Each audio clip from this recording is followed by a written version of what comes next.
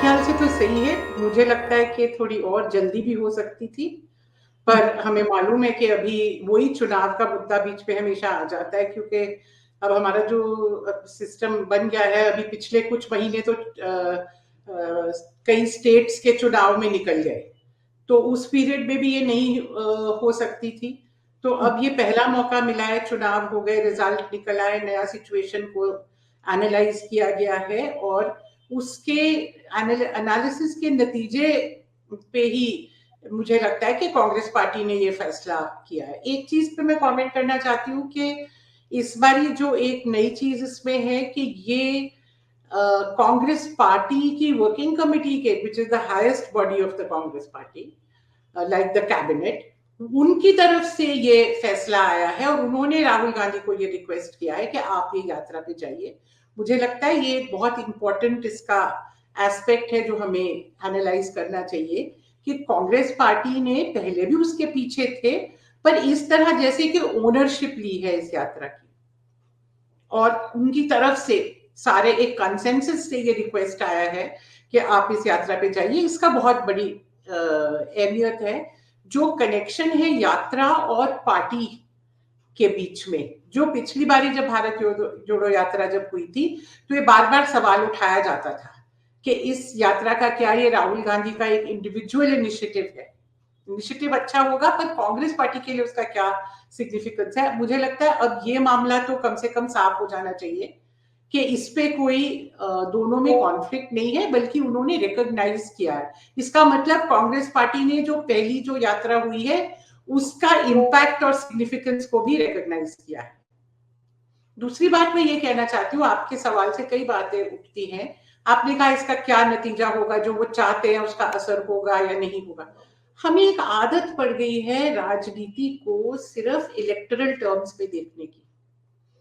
हर पारी जो इलेक्शंस बहुत इंपॉर्टेंट चीज है, परंतु इलेक्शंस के लिए भी अगर आप कुछ कर रहे हैं तो वो सिर्फ कैंपेन के साथ कनेक्टेड नहीं होता है कि इलेक्शन के 4 महीने पहले या 2 महीने पहले या 15 दिन पहले आपने उस स्टेट में जाके उस पर्पज से वोट मांगने के लिए लोगों से जो है आपने कैंपेन किया।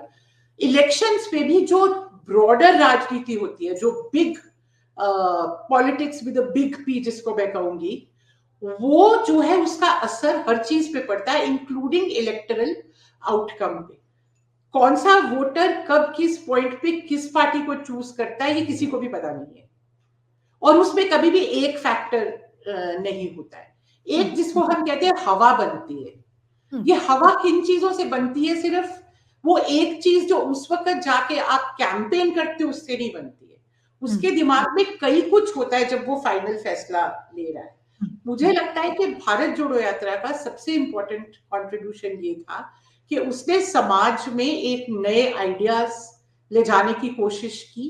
वो बड़े आइडियोलॉजिकल इश्यूज के साथ उसको लिंक करने की कोशिश की कि चुनाव भी जो है या पॉलिटिक्स जो है इस तक नहीं सीमित रहना चाहिए कि कौन सा एमएलए बनता है और कौन मिनिस्टर बनता है और फिर वो अपने लिए क्या कर लेते हैं। उसमें कम से कम जो समाज के बेसिक मुद्दे हैं, भारत जोड़ो, न्याय, आर्थिक न्याय, सामाजिक न्याय, कम्युनल हार्मनी, उस यात्रा में कम्युनल हार्मनी को बहुत इंपॉर्टेंस दी गई थी और मुझे लगता है कि ये बहुत जरूरी है। तो चाहे न्याय जो है हर माइनॉरिटीज के लिए न्याय जो है वो कम्युनल हार्मनी के साथ जुड़ जाता है, क्योंकि उनकी बेसिक सिक्योरिटी जो है वो सिर्फ कम्युनल हार्मनी से आती है। वो बाकी चीजें, बाकी न्याय तो वो बाद में बात करेंगे ना, सामाजिक न्याय या आर्थिक। हाँ मृदुला जी, जो आपने ये वर्ड भी जो वो लाए हैं इसमें न्याय वाला, ये बहुत सिग्निफिकेंस है।